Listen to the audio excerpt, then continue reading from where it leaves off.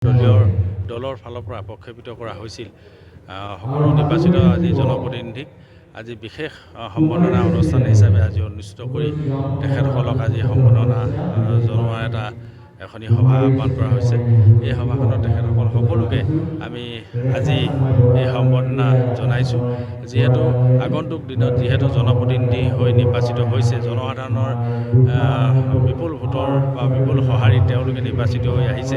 গতিকে এই জনপ্ৰতিনিধিসকলে আগন্তুক দিনত কেনেধৰণে তেওঁলোকৰ কৰ্মৰাজি আগবঢ়াব, যিখিনি পঞ্চায়তৰ যিবিলাক কাম, যিটো পঞ্চায়তী ৰাজৰ ব্যৱস্থাৰে যি ক্ষমতা বিকেন্দ্ৰীকৰণ আমাৰ চৰকাৰে কৰি দিয়া আছে, তাৰ ওপৰত ভিত্তি কৰি তেখেতসকলৰ যিখিনি ক্ষমতা তেওঁলোকক হস্তান্তৰ কৰিছে, সেই ক্ষমতাৰ যোগেদি তেওঁলোকে যাতে এই গাঁও পঞ্চায়তৰ সমূহ নিজৰ এলেকাৰ সমূহ ৰাইজক যাতে উন্নয়নৰ সকলো ধাৰা অব্যাহত ৰাখিব পাৰে, উন্নয়নৰ শিখৰত তেওঁলোকক লৈ যাব পাৰে, সকলো সুবিধাখিনি তেওঁলোকে দিবলৈ যাতে সক্ষম হয়, তাৰ প্ৰতি লক্ষ্য ৰাখি আজি সভাখন অনুষ্ঠিত কৰি আজি আমাৰ জ্যেষ্ঠ ব্যক্তিসকলে তেখেতসকলক কিছু দিহা পৰামৰ্শ দিয়াৰ উদ্দেশ্যে এই সভাখন অনুষ্ঠিত কৰাৰ উপৰিও তেখেতসকলক বিশেষভাৱে সম্বৰ্ধনা জনাবৰ কাৰণে এই অনুষ্ঠানটো অনুষ্ঠিত কৰিব, যাতে তেওঁলোকৰ মনোবল আৰু অটুট থাকে, মনোবল যাতে আৰু দৃঢ় হয়, তেওঁলোকে সমাজৰ কাম কৰিব, ৰাইজৰ কাম কৰিবৰ কাৰণে আৰু দৃঢ় প্ৰতিজ্ঞ হ'ব পাৰে,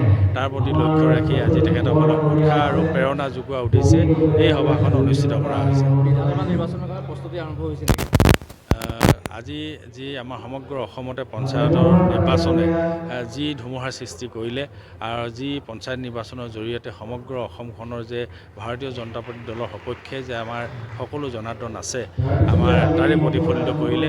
আৰু এইটো আমাৰ কোনো পঞ্চায়ত নিৰ্বাচনটো আমি এটা পঞ্চায়ত নিৰ্বাচন বুলি ভবা নাই, আৰু খুব বেছি 10 মাহৰ পাছতে আমাৰ বিধানসভা নিৰ্বাচন অনুষ্ঠিত হ'ব। আৰু এইসকল জনতাৰ বা সকলো অসমবাসী ৰাইজে আমাৰ ভাৰতীয় জনতা পাৰ্টিক কেনেধৰণে আঁকোৱালি লৈছে, আজি পঞ্চায়ত নিৰ্বাচনে প্ৰমাণিত কৰি দিলে। গতিকে আজি পঞ্চায়ত নিৰ্বাচনখন আমাৰ আগন্তুক 26ৰ বিধানসভা নিৰ্বাচনৰে এটা নমুনা বুলি ক'ব লাগিব। আৰু পঞ্চায়ত নিৰ্বাচনৰ জৰিয়তে আমি যে 26ত আমি যে বিধানসভা নিৰ্বাচনত আমি বিপুল সংখ্যক ভোটত বৃহৎ সংখ্যক আসন আমি লাভ কৰি যে চৰকাৰ গঠন কৰিব পাৰিম, ই প্ৰায় নিশ্চিত হৈ পৰিছে। দলৰ ফালৰ পৰা প্ৰক্ষেপিত কৰা হৈছিল। সকলো নিৰ্বাচিত আজি জনপ্ৰতিনিধিক আজি বিশেষ সম্বৰ্ধনা অনুষ্ঠান হিচাপে আজি অনুষ্ঠিত কৰি তেখেতসকলক আজি সম্বৰ্ধনা জনোৱাৰ এটা এখনি সভা আহ্বান কৰা হৈছে। এই সভাখনত তেখেতসকল সকলোকে আমি আজি এই সম্বৰ্ধনা জনাইছোঁ।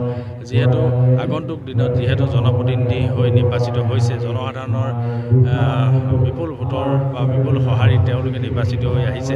গতিকে এই জনপ্ৰতিনিধিসকলে আগন্তুক দিনত কেনেধৰণে তেওঁলোকৰ কৰ্মৰাজি আগবঢ়াব, যিখিনি পঞ্চায়তৰ যিবিলাক কাম, যিটো পঞ্চায়তী ৰাজৰ ব্যৱস্থাৰে যি ক্ষমতা বিকেন্দ্ৰীকৰণ আমাৰ চৰকাৰে কৰি দিয়া আছে, তাৰ ওপৰত ভিত্তি কৰি তেখেতসকলৰ যিখিনি ক্ষমতা তেওঁলোকক হস্তান্তৰ কৰিছে, সেই ক্ষমতাৰ যোগেদি তেওঁলোকে যাতে এই গাঁও পঞ্চায়তৰ সমূহ নিজৰ এলেকাৰ সমূহ ৰাইজক যাতে উন্নয়নৰ সকলো ধাৰা অব্যাহত ৰাখিব পাৰে, উন্নয়নৰ শিখৰত তেওঁলোকক লৈ যাব পাৰে, সকলো সুবিধাখিনি তেওঁলোকে দিবলৈ যাতে সক্ষম হয়, তাৰ প্ৰতি লক্ষ্য ৰাখি আজি সভাখন অনুষ্ঠিত কৰি আজি আমাৰ জ্যেষ্ঠ ব্যক্তিসকলে তেখেতসকলক কিছু দিহা পৰামৰ্শ দিয়াৰ উদ্দেশ্যে এই সভাখন অনুষ্ঠিত কৰাৰ উপৰিও তেখেতসকলক বিশেষভাৱে সম্বৰ্ধনা জনাবৰ কাৰণে এই অনুষ্ঠানটো অনুষ্ঠিত কৰিব, যাতে তেওঁলোকৰ মনোবল আৰু অটুট থাকে, মনোবল যাতে আৰু দৃঢ় হয়, তেওঁলোকে সমাজৰ কাম কৰিব, ৰাইজৰ কাম কৰিবৰ কাৰণে আৰু দৃঢ় প্ৰতিজ্ঞ হ'ব পাৰে,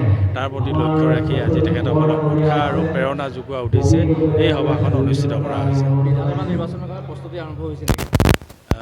আজি যি আমাৰ সমগ্ৰ অসমতে পঞ্চায়তৰ নিৰ্বাচনে যি ধুমুহাৰ সৃষ্টি কৰিলে, আৰু যি পঞ্চায়ত নিৰ্বাচনৰ জৰিয়তে সমগ্ৰ অসমখনৰ যে ভাৰতীয় জনতা পাৰ্টি দলৰ সপক্ষে যে আমাৰ সকলো জনাৰ্দন আছে, আমাৰ তাৰে প্ৰতিফলিত কৰিলে।